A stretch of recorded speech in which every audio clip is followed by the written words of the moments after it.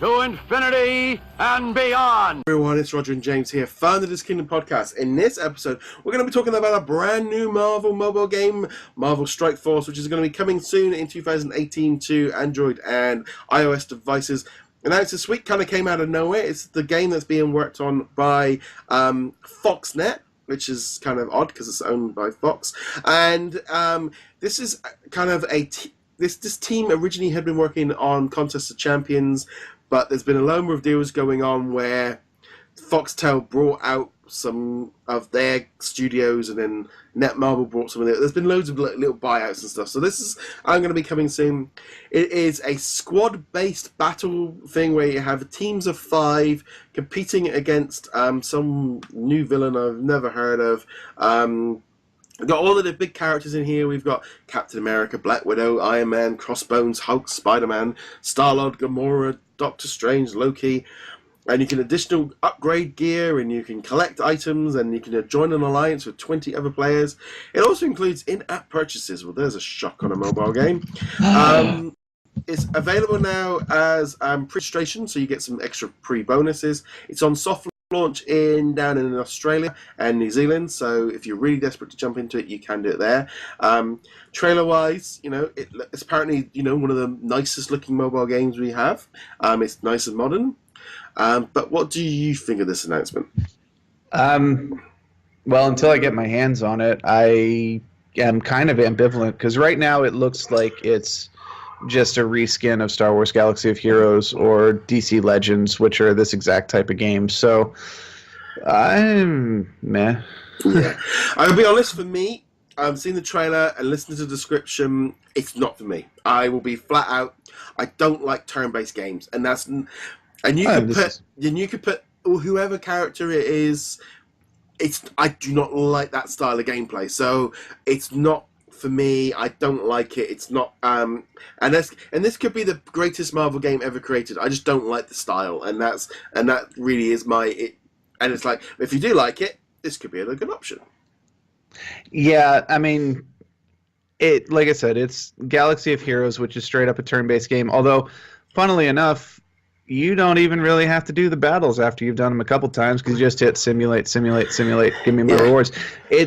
The game mechanic is obviously turn-based, but it's better to treat games like this as collection games, where you're really going, okay, I want to get the Hulk and Black Widow and Thor, and even if I never use them, they're in my collection. I can say I got them, and it's the gotta catch 'em all mentality. This is what they're preying on, and obviously we don't know what the in-app purchases look like, but I'm going to say right now, both Galaxy of Heroes and DC Legends are massive cash grabs. They artificially restrict how difficult it is to acquire characters, especially the characters you really want. And I'm betting this game is going to be the exact same, so I'm going to try it out when it comes out, simply because I do like collecting these characters, and I did like Avengers Alliance 2, even though it had a lot of flaws.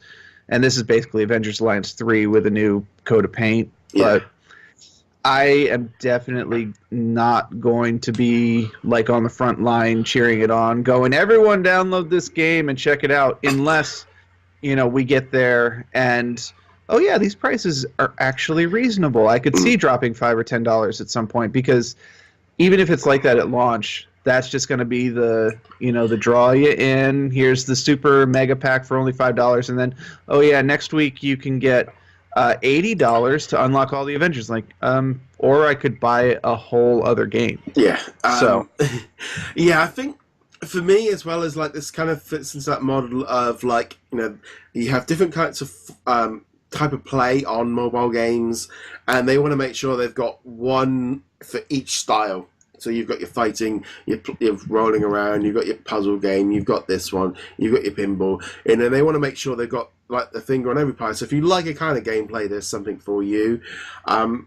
Personally, I'm becoming very, very wary of mobile games in terms of investing time and money in a stupid sense, in terms of putting way too much into one, because And I'll be honest, this is where this kind of constant theme of what the worry is with these companies is they pull the plug so quick. And I'm thinking there's just there's a lot. I saw a lot of comments from people going, yeah, but if this doesn't do very well, you're going to pull the plug on it. And I think it's starting to ripple down the effects of this constant, launching and relaunching kind of games.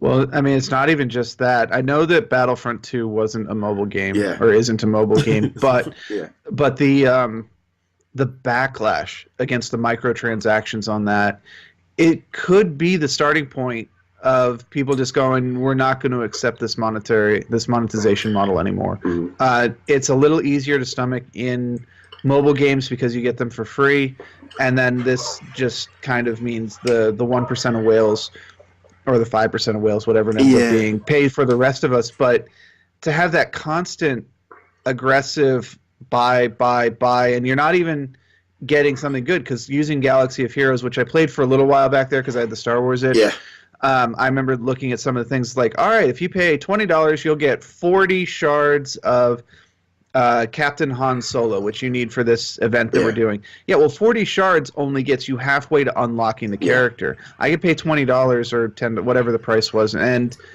not even have anything in the game to show for it. It's like, yeah, that's not going to fly for me. And then even if I do unlock him, like I get the 40 shards through the other 40 shards through the gameplay, he's only 4 stars at that point, and he's not useful in the event until 5 stars, so I still have to farm more. And he's not truly effective until 7 stars because you need to max everybody out. And it's like, the more I look at this, the more I'm like, no. Do they have that? Can you just buy the characters straight up, or do you have to go through loot boxes? No. See this. This is the thing of like one of the. I really like Contest of Champions and I like playing it, but one of my biggest frustrations is that every new character is locked behind boxes, and I won't buy them. It's like, no, I can just go Marvel versus Capcom, and I don't have to worry about all this. Carry on. Star Wars does it a little different, and I fully expect that Marvel is going to do it the same way with Strike Force. Is you don't necessarily buy a loot box. There are loot boxes, they call them chromium packs, but you have another option where it says you can buy this pack for 1,000 gems, which is the in-game premium currency. So they're obfuscating the price to begin with because it's not a 1-to-1. And you have a chance of getting between 5 and 330 shards. 330 maxes the character out, gets them full 7 stars. But the minimum's 5. 5 is useless. 5 is completely useless. And the average pull from these packs, based on what I read on Reddit, is 7. So you want me to spend 1,000 of my premium currency. I don't even know what 1,000 of the premium currency comes out to. I don't know how much you have to spend to get that, but to get probably 7 is ridiculous. Yeah, okay, I might be the lucky lottery winner who gets a 330 pack, but the odds aren't in my favor. Yeah, it's a weird thing. I feel like we're in a weird zone with funding of games at this precise minute. I think Battlefront 2 just blasted a hole right out the side of the boat, and the way that the governments and stuff are looking into it, I don't know what's going on. But Marvel Strike Force, it's going to be, hopefully you guys are watching what's going on and going, we may need to just tone it down a little bit. That's my hope that they might be, but it's going to be interesting to see what happens. We'll obviously have a lot more information about this, I'm sure, after New Year's. It just like a random announcement just came for this one. Yeah, and it is in soft launch in New Zealand on the iStore, so on the iPhone specifically. An Android one hasn't come out yet, to the best of my knowledge. I did keep my eye on it, check on it every couple of days, because I do want to try it out. Yeah. But I'm sure that'll come at some point. Yeah. But yeah, until we get our hands on it, we won't know exactly how good or bad it is. No, but I'll download it and play it for a bit to do we'll do an episode, but I know it's not for me. So I'm kind of in that thing of I've got no excitement for it because it's not my type of game, and it's just, and being completely honest. But we'd love to know your thoughts on this game. Are you excited about Marvel Strike Force, or are we totally wrong? As per usual, you can check us out over at DisKingdom.com, and you can subscribe and like and follow on whichever platform you are watching or listening this on. James, where can they find you? Find me heroiclegacy.com. And on that note, guys, thank you very much for watching. See you guys soon. Laters. Later.